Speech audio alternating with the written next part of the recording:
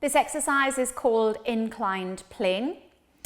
Because you are really putting a lot of weight through the wrist joint, it may be unsuitable for those with certain wrist problems.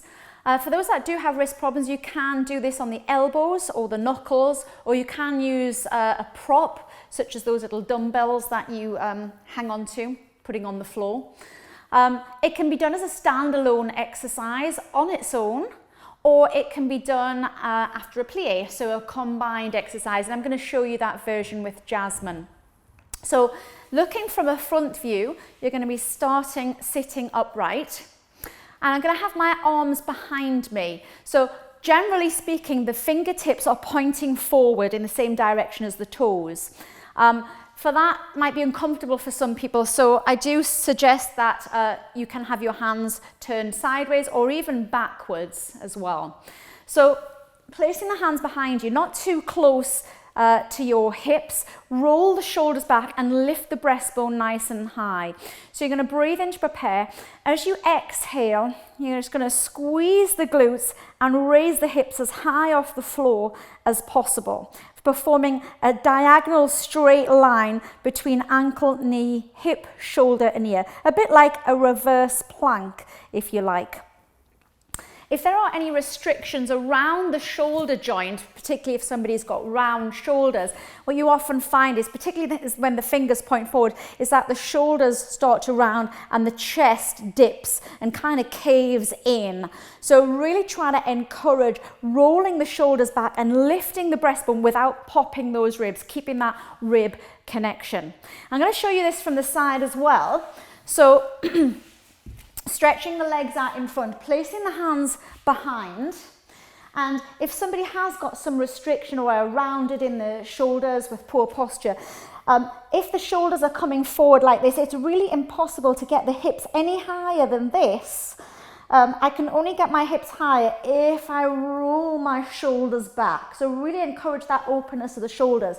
And what you'll notice with the position of the hands, when the hands are facing forward, it actually internally rotates and encourages that roundness.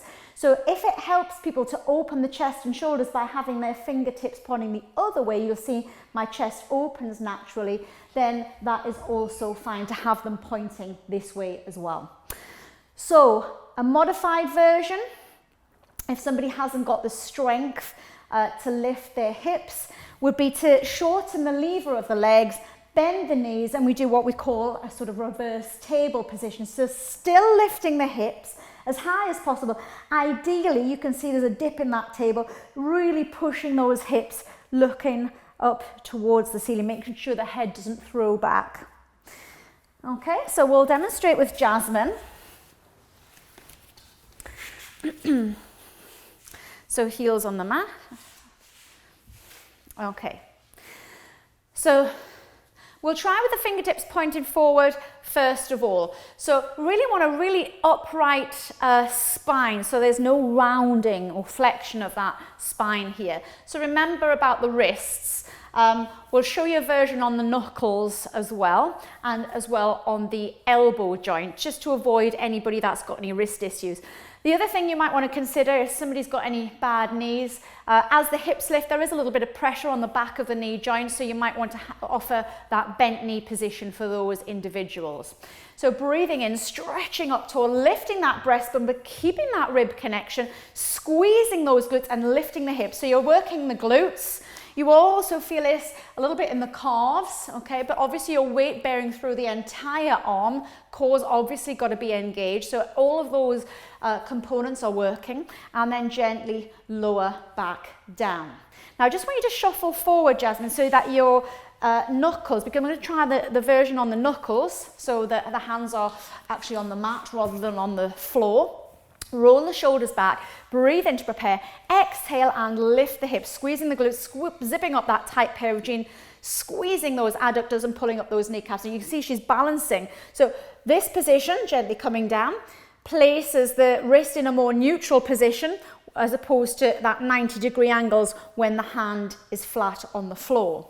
The other thing that we can also do is on the elbow joint. So she can lean back, make sure the elbows are on the mat, straightening the legs, And you're not going to get very high here because the lever of the arm has shortened, so it's just going to be a couple of inches in this instance.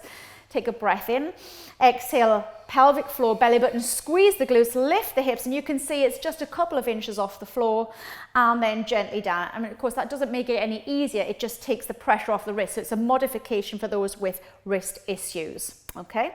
And then gently coming back up again. So staying forward, we're gonna do a plie. So remember that plie in first position where we were leaning back, bending the knees? And then as Jasmine comes up, where the arms would normally come out to second, she's gonna take the arms up to fifth and then back behind her and then lift the hips. So we're gonna do that combined plie with the inclined plane movement. Deep breath in, exhale, bend the knees, roll back. So she comes into that plie. Then as she comes up, arms come up to fifth, they go back behind her and she lifts the hips up and she gently lowers back down. Arms come up to fifth and back to first, and she goes again. Exhale down.